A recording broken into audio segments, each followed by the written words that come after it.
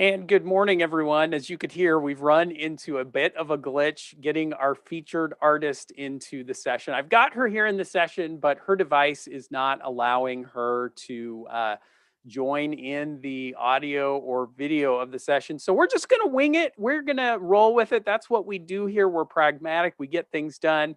It's going to be a little bit of a one-sided conversation, but I actually wanted to do things a little bit differently today anyway. So we're just going to go whole hog different. And we're going to start just introducing Patricia. And as you know, when I send out the submission form for this session, you know what? I see Patricia's video now. Oh, that's a start.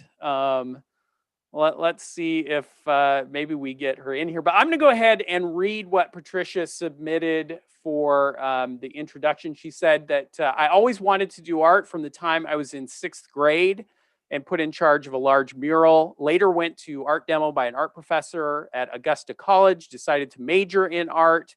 Husband's military assignment sent us to Washington State, so transferred to the University of Washington. In art classes, was introduced to batik methods, fell in love with the process of using cotton, hot wax, and dyes. Patricia, do I have you here? Yes, you do. I'm Oh, fine. yay, finally, good. Oh, good, I can stop reading, and we've got you in. I'm glad to have you here. So I've got you up through having gotten into batik. Let me go ahead and pull up your images, and you can finish introducing yourself and tell us a little bit about the process of creating the pieces that we're going to be looking at here. iPad out. I can't cut it off. Okay. Uh, well, after being introduced to batik, are you hearing me? Yep, got you loud and clear. All right. After being used to batik at University of Washington, and then we moved to Florida, I got on my own Silk Road. You know, you're familiar with Silk Road in history.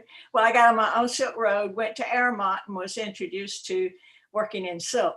And so then I was, that's such a sensuous fabric to work on. And so I just fell in love with it. And this piece in particular was done for all the silk artists from around the world participated in this called Breathe. And so I had my daughter model for me, and I did this for that particular exhibition. And for those who aren't familiar with the process, talk to us a little bit. It's easy for us to understand painting and watercolor, but talk a little bit about the process of creating and composing the pieces that you're doing. All right, first I work on white silk of a high quality. It has to be washed and then stretched on a frame, a special frame. And then I transfer my drawing to my silk and use liquid dyes. First of all, I use a resist of some kind. And in batik, it was hot wax, and I still use hot wax on silk. But I also use a different kind of jacquard resist, and I use a spray, like spray starch, to keep the dyes from running all together. And so that's what that part is for. Then I mix up my dyes and work usually from light to dark, just like you would in a watercolor. And when it's completed, it sits for 24 hours before it's fixed. Usually steaming, or according to what kind of dyes you use, you can iron some dyes and fix it so that it doesn't fade anymore. And then you wash it, launder it, and prepare it for framing by stretching it on Corform board again. In the lamp, you iron your design, which is the same as one that is stretched out and framed. You iron it onto a special backing for lamps. Are there any more questions? I think that gives us some good insight into the process, and it kind of takes us into the discussion that I was hoping we could have today. And that is, I'm always excited to be able to do this, and maybe take us in a little bit different direction. And that is to talk a little bit about media that are maybe a little bit outside of the mainstream in the art world. If you visit a number of galleries and even museums and go to shows, you're going to see a lot of oil paintings and work on acrylic, and you're going to see bronze sculptures and photography and watercolors and pastels. But you are also going on occasion, and it's a narrower occasion. You're also going to run into some media that just don't fit into that mainstream. And I know and have worked with and talked to a lot of artists over the years who, like you, Patricia, have found a medium that allows you to express your artistic vision in a different way than what's in the mainstream. And the question becomes, okay, if I'm doing that, if I'm doing something that is different, and by the way, it doesn't only have to be the medium. It could be a subject that is very different, something in your approach that just takes you outside of that main lane of the art market and allows you to create something different. And I wonder, Patricia, to kind of start that conversation, have you ever stopped and said to yourself, why am I doing this? Why don't I just pick up a paintbrush and a canvas and be like all the other artists and create quote unquote normal artwork? And things would just be easier for me if I did that. I've done that. I've done oil painting, acrylics, and watercolor, and there's just something about working on this, and I think this is the last piece I'm going to do. It's taking so long, but then I get the idea and I want to do another one. So I just fell in love with working on silk, and I make scarves and other kimonos like that you can wear, and so I just hooked. Yeah, and so the question becomes, okay, if I am creating work that is different and unique, okay, what are the unique set of challenges I'm going to face? And maybe, Patricia, we can start by asking you that question. What do you feel have been your biggest challenges in working in this medium in terms of finding a market for it, getting sales, gallery representation? Have you felt like it's been an impediment to what you've hoped to achieve with sharing your work? No, I haven't found a market. I think I'm not a marketing kind of person. I just like to go out and create, and I kind of need an agent, I think, to take my work out and do something with it, like you. But I haven't decided. I know the long silk hangings that I love to do is free, and the silk sways in the breeze and things. I like to do that the most, but there's not a market for it. Well, okay, I'm gonna start taking issue with you right there, and say that maybe we just haven't found the market for the work yet. With some effort and finding some different pathways, I have seen artists who are doing wildly unusual work and have had to work very hard to find a market, but they've been able to do that. And I'd like to kind of bring the rest of the group into this discussion. And I wonder, are there any of the rest of you here who are doing work that is outside of the mainstream, as Patricia is? Although, to be clear, there are definitely other artists working in silk, doing batik work. So it's not as if you're completely alone in the world. But as I say, it's just a little bit outside the mainstream. And I'd love to hear from other members of the panel what challenges you faced and maybe what you've done to overcome some of those challenges. Anyone want to jump in with comments or suggestions for artists who are working outside the mainstream? Sheila, let me bring you on in. Good morning. My medium is in wool. And so I understand from the fiber perspective what a challenge that is. And I'm newer into commercializing my art. So don't have a track record in trying to get to galleries and such.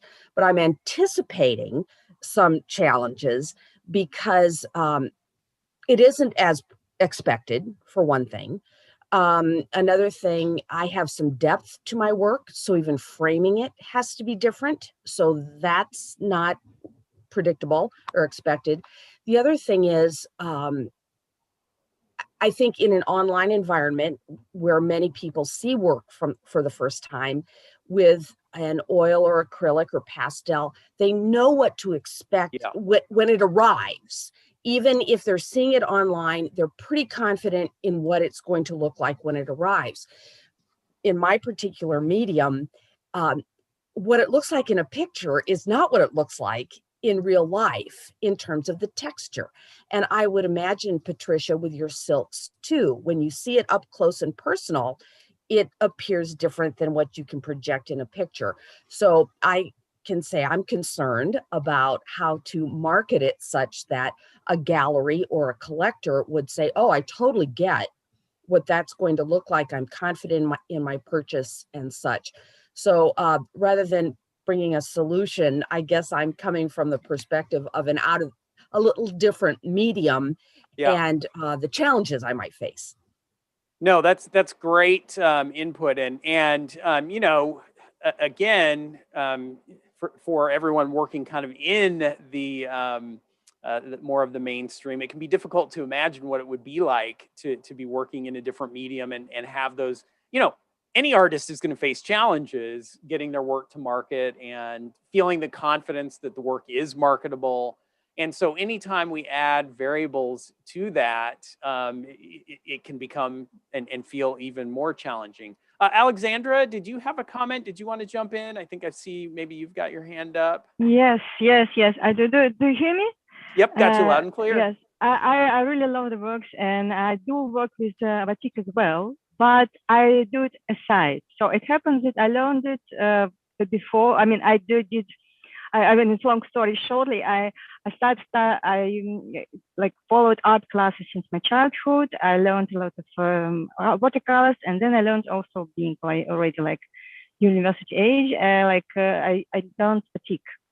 And then I went to the Patricia University. Some years later, I went to the art academy, and of course, batik didn't consider to be as a proper art medium. And I kind of stopped doing it. Sometimes I did some silk scarves for like presents or somebody, but I really focused more like on more conventional media. And I do my oil paintings, and I represent them in a gallery, and I sell them. But aside, I do keep this batiks, mostly like a scarves. And recently I was thinking, no, I shouldn't really invest much time in this because it's much cheaper. You know, you cannot sell silk scarf at the same price as oil painting. And actually the work should be invested quite comparable. So, and now I just look at it, it's so beautiful as a paintings actually. And I'm thinking, yeah, maybe I also should try to do it like in real art pieces, not only like pieces like applied art. But it's very much inspired, and I do keep both because both medium like have the influence cross each other. So there's my silk paintings helps me to be more free in my oil paintings, and my oil paintings helps me to keep a structure in my silk paintings. I would say like this. So it's very interesting, and it's really difficult. Really considered not as high art medium, not conventional. So it's very difficult to expect people to be able to pay, for example, the same price for like an oil painting.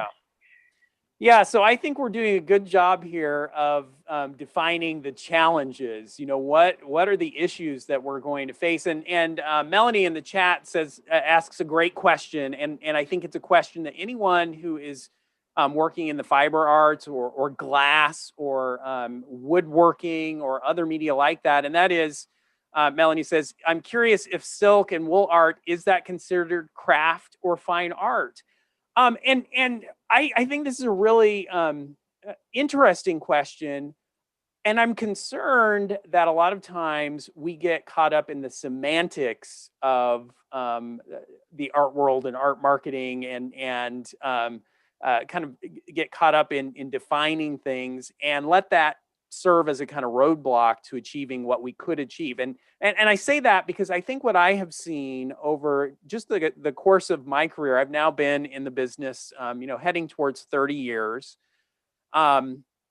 And it seemed when I began in the business, and as I was getting to know the gallery business and visiting galleries, that there were much more distinct, hard lines between what people considered quote unquote fine art and craft.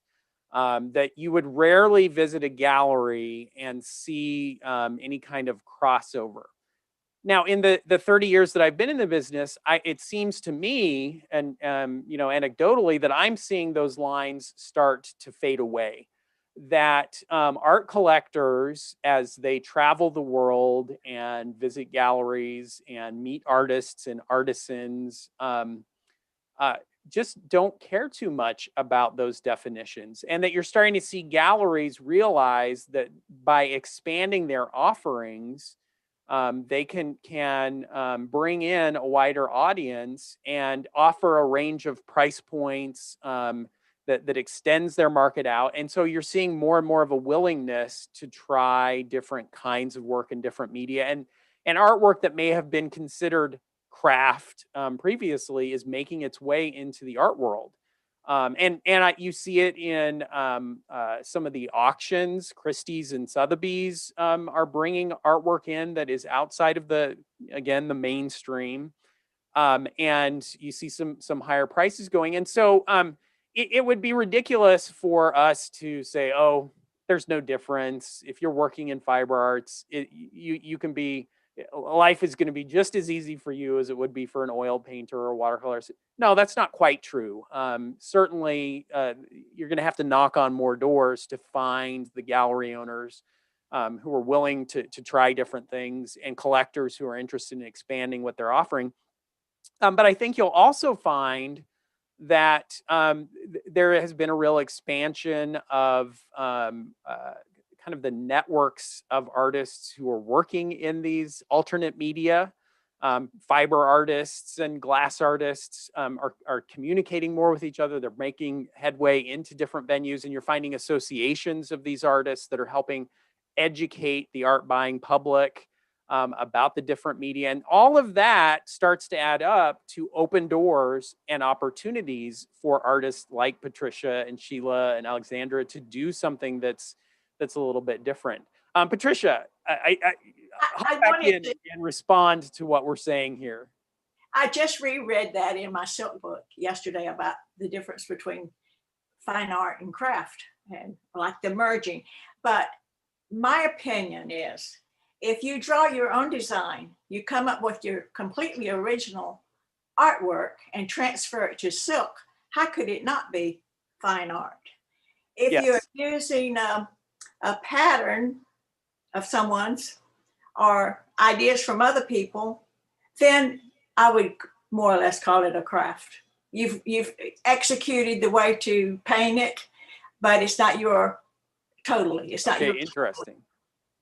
Yeah, that's an interesting way to kind of think of maybe the distinctions. I might go even in the other direction a little bit though, and say that we get so focused on, well, is it craftsmanship that's really the emphasis of this piece?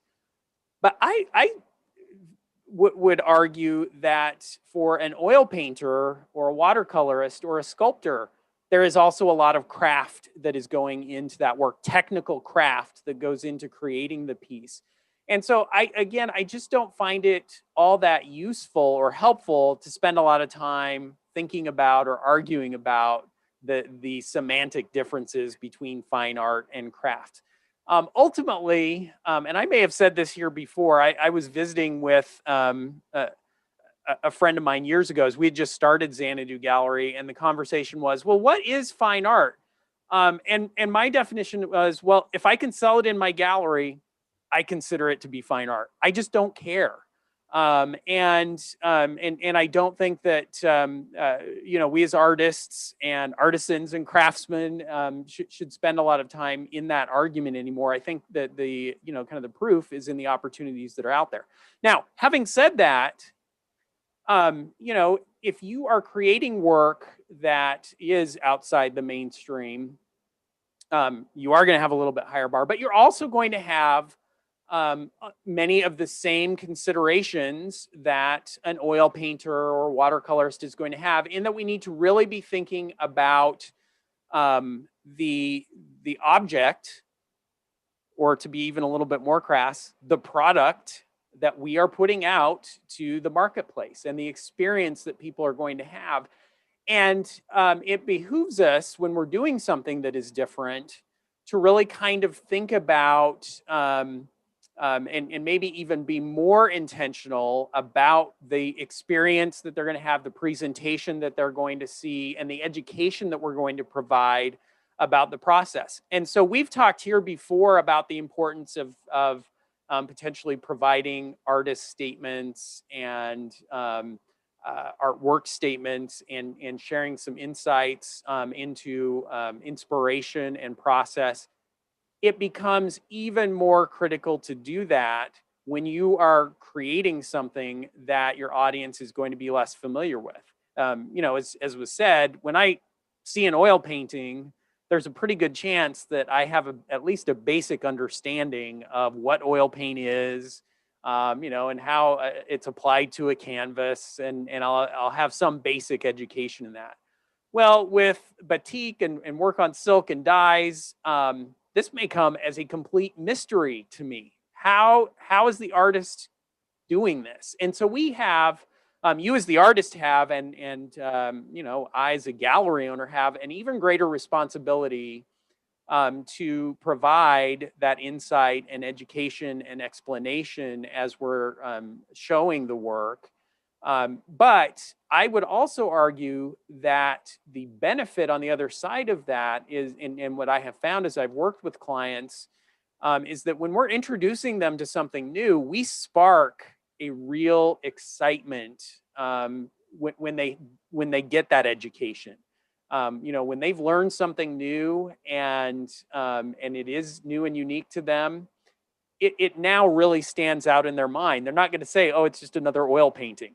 They're going to be able to say, "Oh, here is some work that is unique and different that I can take into my home and show and display or wear," as the case may be. And I will then have an opportunity to explain. And so we can engender a sensibility that goes to create excited collectors of the work, as you find that niche. Now, that doesn't downplay the challenges that we have getting there, but it just shows us that on the other side of that, there is an opportunity. And so with that, I do want to jump over and just briefly take a look at presentation. Patricia sent me some photos of the presentation of her work. And I think there are some things to pay attention to and talk about here. The first is, so looking at this, at the back of this piece, and encountering it, we wouldn't know what's on the front side, right? This could be a watercolor or a pastel piece. And from that perspective, I suspect that this presentation isn't quite as exciting to me, because it's maybe trying to have the silk work fit into a format that is more traditional, and it's de-emphasizing what's different and unique about the work. Whereas if we look at this piece, right away we know, okay, this is different. It's not in a frame. You don't put a hook up in the wall and hang it. We've got something very unique and different going on here. It's not to say that one way or the other is right or wrong, but I just think that you have an opportunity when you're working in a different medium to draw attention to it, rather than maybe kind of de-emphasizing those differences. The other thing that I would just quickly mention, let me go, oops, hold on here. I've closed this out. Hold on, stop. Let me get us back up. The one other thing I'd mention, boy, and I really closed myself all the way out of that. And this would apply to any of us who are working on work that needs to be framed and have a backing. This is not my favorite presentation or way to finish the back of a piece. There are some potential problems here. One, paper can tend to get, as we see in this image, a little bit wrinkled, and especially as it ages, it just starts to feel less than ideal. The other challenge is that when I'm moving artwork around a gallery, as we do all the time, every week I'm moving artwork around, it is inevitable that I'm going to hang this on a hook, and that hook is going to pierce through the paper and tear it, or I'm going to pick it up and my hand is going to go through. And it's just almost inevitable that that is going to occur, which then is going to require repair work to be done if the piece is sold, or even before that to show the piece. And so my preference whenever I can is to avoid having paper on the back of a framed piece. Now, sometimes there's no other option. You know, you're working on with matted work, and but if you can do something heavier, a foam core, something like that, that would be my preference. And then the other thing that maybe we would have to talk about, and it's usually where we start these conversations, is on the consistency of the work. And Patricia, with your work, I see just by the nature of the medium, I see a lot of consistency in terms of technique and the palette that is used across the work. But I do see some real inconsistency in presentation. You know, work that's hanging, then work that's framed, then we've got the lamp. And it's okay to have some variety there, but I might suggest that in the long run, if I'm interested in presenting the work to galleries or even at shows to collectors, it would make sense to be working towards a more cohesive presentation where you have multiple pieces that are presented in exactly the same way as one another, so that the the focus isn't on the differences between presentation. Instead it's on the differences between each of the individual pieces of artwork. I agree. Would love to have any of you jump in with questions, either for me or Patricia, on this idea of the marketability of the work, of working in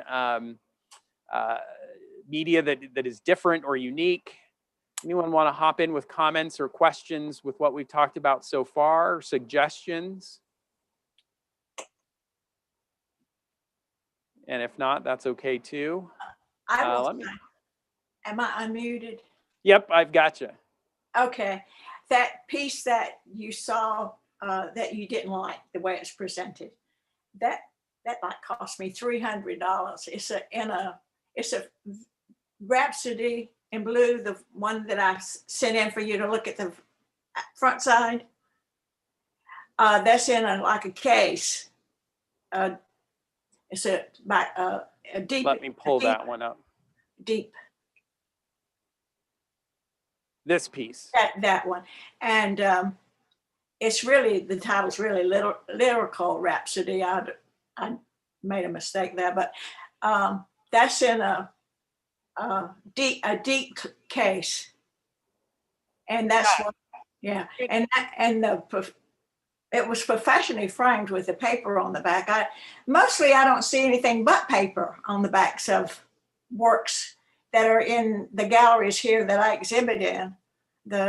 So I didn't know, what would you put on the back of that? Yeah, so and you can talk to your framer about this, and all you have to do to your framer is say, I'm not in love with paper. What are my other options? And your framer should be able to offer you some more substantial options, like I say, a kind of a foam core backing, or even a matte backing on the piece, will be a little bit more durable in the long run. Now, and let me just be clear, I don't want this whole conversation to devolve into don't use paper on the back of your artwork. It's not a cardinal sin. And it won't be a long-term detriment. It's just, if you can find a way to present the work without paper on the back with some alternate, it's preferable in the long run, especially if showing in galleries.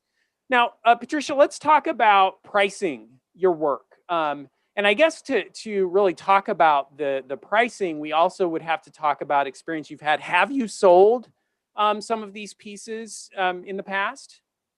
Well, long ago and far away, I used to do outdoor art shows. But when I was rained on and all of my silks, I had to take them home and wash them and launder them, and you have to go back the second day. So I did that. So I stopped doing outdoor art shows, and now I just exhibit in the local art shows, quite a few of those. I belong to several different groups, and we always have about 3 shows a year. So that's what I exhibit in. And absolutely. I've won ribbons, but not so very much. Yeah, and so, but my point is that for any artist, you know, as you're getting started, the most important sale, the absolutely most critical important sale, is the first one.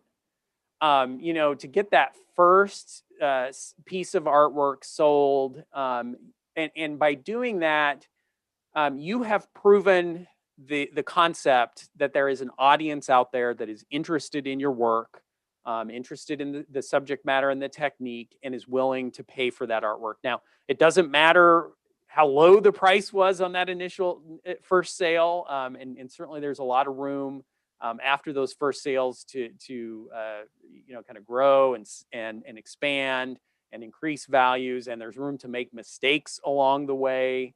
But if we can prove that there is an audience, the next steps become simply optimizing to be able to present the work to a wider audience, to get more exposure, to optimize the price point to where I'm selling the work at a price at which I make a profit, and at which the volume of sales is right where we would want it to be. Those are all academic challenges at that point, because we've proven the concept that there is an audience out there for the work. And you know, I am confident, and you have seen it here, that we have seen over the last year. It's been a year now that we've been doing these critique groups. There has not been one instance where we've had an artist show their work in the session, and I have said, "Oh no, sorry, this just isn't going to happen. It's not going to work. This will not sell," because in my experience, that's just not a reality. We live in such a diverse, broad art market that I'm confident that no matter what you're doing, you can find an audience for it. You know, as I said, it may be a little bit more challenging, but it can be done. And so, you know, so then I guess the next part of that question is, Patricia, we're looking at a piece here. It's in a case. There was some significant work involved. You've got it priced at $2,000. How did you come up with that price? Just very randomly. I had sold in the past at outdoor art shows, and so I just randomly came up with that. Yeah, and so I didn't figure inches, but I did account for. It took a lot of time because I used the method of trapunto, which is Italian quilting, where you go in from the back and you stuff the piece to make it 3-dimensional. Can you see that from? Yes. Photo? Yeah, you can see that there's some dimension there. So I took that in, figured it needed to be a little higher price than some of my other pieces, and the frame itself was expensive. I had it professionally done. Yeah, so again, in an early phase of marketing your work, there is going to be some guesswork involved, and certainly you already have some experience at shows, and that's going to inform where you start to put the price points. But I also recommend, and for those of you who are in the Art Business Academy or have taken my workshop, you know that my starting point is to really try and find some other artists out there who are doing work in a similar vein. And when you're doing something different and unique, that's going to be a little bit more of a challenge. But I would look for other, other silk artists to see how they're valuing their work, how they're pricing, what the scale of work that they're doing is, so that you can come back to the value with a little bit more of an informed direction when it comes to pricing. And you may find that $2,000 for this piece is maybe too low.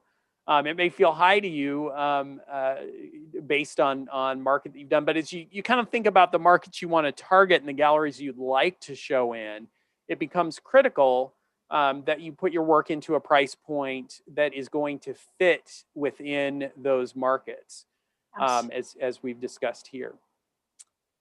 I see a couple of hands up. So let me go to a couple of you. Melanie, you've got a hand up in the chat if you want to hop in.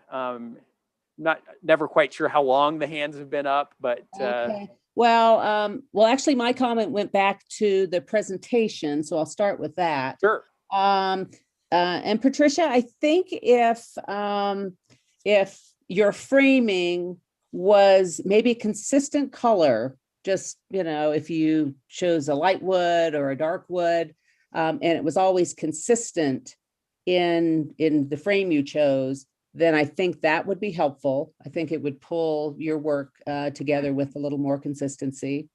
And then I was just thinking about what you were just talking about, with price points.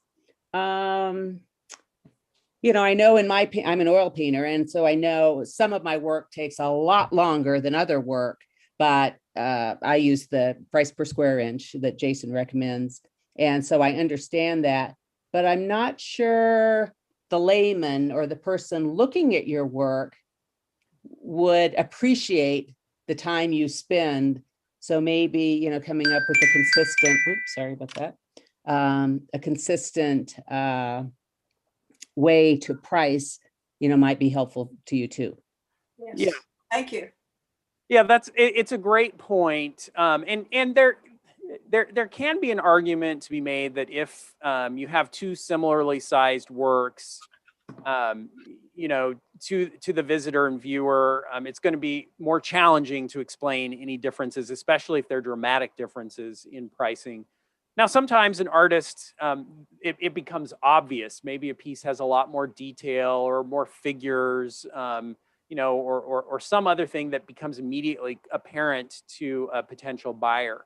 But Melanie's exactly right that, boy, anytime we have to start explaining or trying to help someone understand why there's a difference in pricing, it just presents a huge challenge, which is an argument for coming up with a standardized pricing formula if it's at all possible.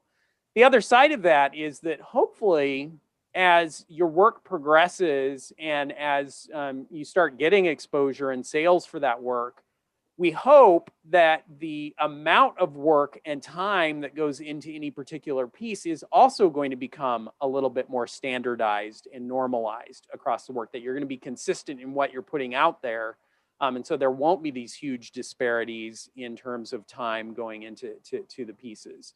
And on the whole, we just kind of hope that the profit margins on average come out to be in a range that we would want them to be. Rhoda, I think I might have you here with a hand up. Let's see if we can get you. Good morning. Okay, I want to go back to the idea that fabric art, original fabric art is art. It's not craft. I don't enter quilt shows, I enter art shows, and I've had a good success in getting into art shows and getting prizes. And I frame some things, some are soft, unframed, some I wrap around gallery wrapped canvas. And as I say, I've had success. And I suspect maybe Jean would agree that fiber artists are artists, right? Yeah, I would agree as well. And I have seen, I've had the opportunity to go to some amazing shows and seen fiber work that just blows me away in terms of the creativity and what's executed there. And I think you make a great point that, you are an artist, and when there's creativity involved, it is artisanship, and it's breaking through that kind of glass ceiling that, for whatever reason, has built itself between the quote unquote craft world. Where are there people who are doing fiber work that is craft? Yes, but again, there are also oil painters and watercolorists who, in my opinion, are creating work that is more craft than art. And so it's just a little bit of a false dichotomy that's been created as people think about those differences. And like I say, I'm excited to see that those differences are breaking down as you see more and more galleries. And boy, especially as I've traveled in places like Asheville in North Carolina, I remember quite a number of the galleries there had a broad range of work, fiber media, again, glass and different metal work and woodwork. And so you would just kind of see as those galleries experience success, it's almost inevitable that other galleries are going to say, hey, wait a minute, maybe we should try and be a little bit more diverse in what we're offering, and that market starts to open up. So again, if you're working in a medium that is outside of that lane, I would just be focused, instead of worrying about will I fit, I'd be focused on those same things that every artist needs to be focused on. Am I producing work that is of the highest quality that I can possibly produce? Am I using materials that allow me to express my creativity and that are going to be archival in nature? Am I creating work that is cohesive and consistent enough that my voice comes through and my work is recognizable as mine? Have I priced the work at a price point that allows it to fit into the market that I want to reach into? And then, am I ready to hustle? Am I ready to just really put some effort behind creating and crafting a portfolio of my work and getting it out there to a good number of galleries? And Patricia, you mentioned that you would love to have an agent, showing your work and doing that work for you. I would just maybe close our session today by saying that, yes, we would all love that. We would all love to have somebody there who's an advocate for us, and who can go out and show our work and knock on the doors and get us into those venues.